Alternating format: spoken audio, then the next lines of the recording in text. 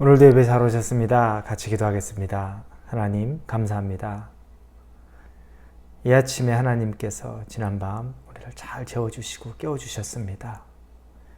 그리고 새날을 시작하게 하십니다.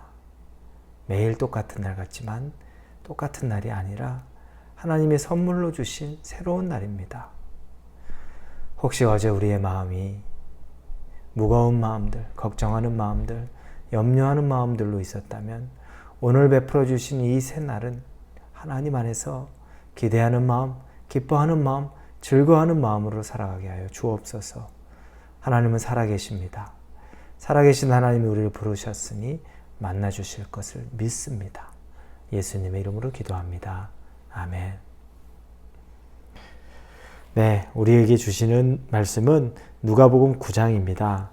누가복음 9장 28절에서 36절까지의 말씀입니다. 누가복음 9장 28절부터 36절까지입니다.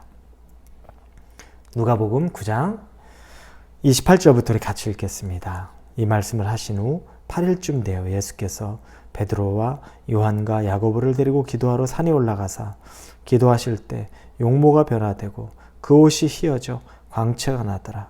문득 두 사람이 예수와 함께 말하니 이는 모세와 엘리야라. 영광 중에 나타나서 장차 예수께서 예루살렘에서 별세하실 것을 말할세.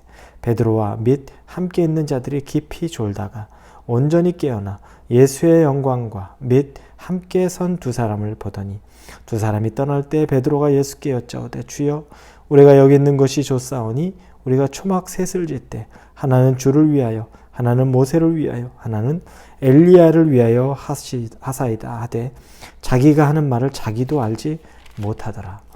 이 말할 즈음에 구름이 와서 그들을 덮는지라. 구름 속으로 들어갈 때 그들이 무서워하더니 구름 속에서 소리가 나서 이르되 이는 나의 아들 곧 택함을 받은 자니 너희는 그의 말을 들으라 하고 소리가 그치며 오직 예수만 보이더라. 제자들이 잠잠하여 그 본 것을 무엇이든지 그때에는 아무에게도 이르지 아니하니라. 아멘.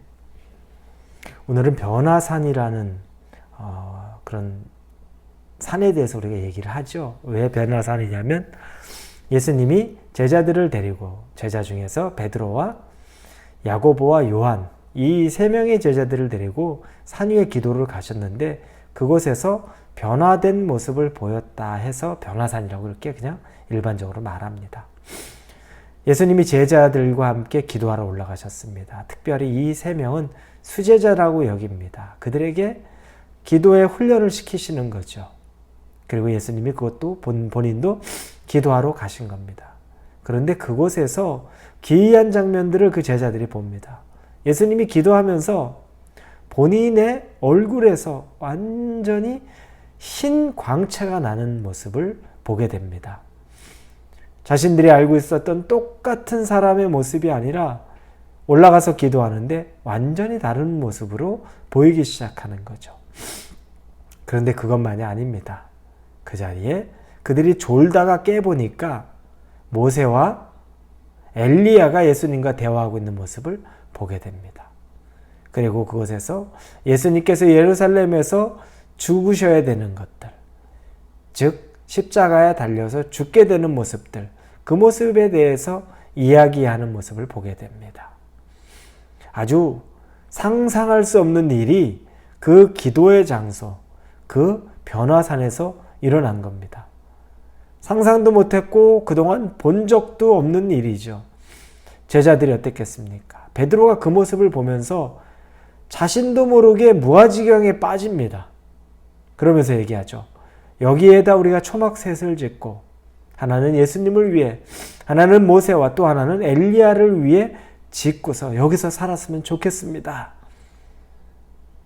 얼마나 대단한 광경이고 얼마나 놀랍고 그것이 곧 하늘과 같은 곳이기 때문에 내려가고 싶지 않다는 표현과 같습니다. 그분을 위해서 이렇게 했으면 좋겠습니다 라고 말합니다.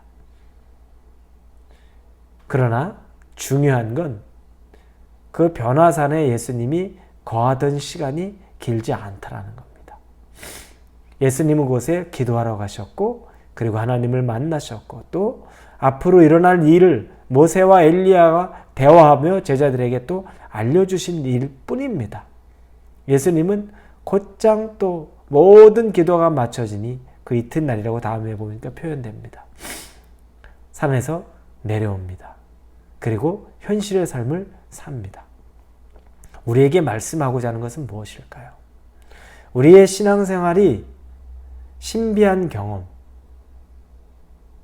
아주 특별한 은사,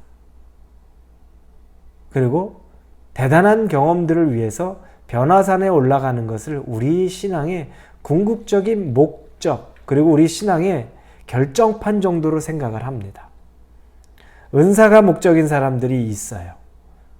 그리고 그 은사, 즉 은사가 있는 곳, 어떤 집회나 그런 곳에서 있었던 은사가 끝나고 나면 이 현실의 세계에 내려오는 것을 두려워하는 경우들이 있어요.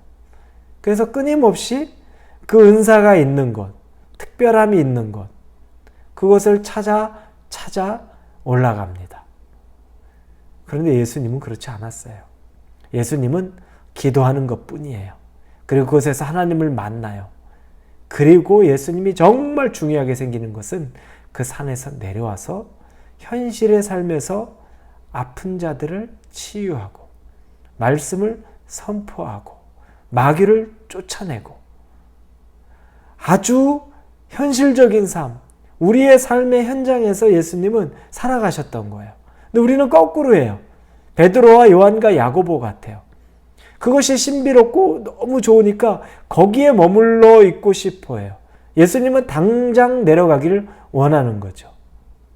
그게 무슨 말입니까? 기도하고 은사를 경험하고 특별한 체험을 했으면 그건 체험에 머물라고 가르쳐 주는 것이 아니라 그걸 가지고 이제 산에서 현실로 우리의 삶으로 내려와서 그곳에서 우리가 해야 될 일을 하라는 겁니다. 안 그러면 예수님이 계속 변화산에 계셨겠죠. 그리고 모든 사람들이 글로 올라오게 하셨겠죠. 내려갈 일이 없었겠죠.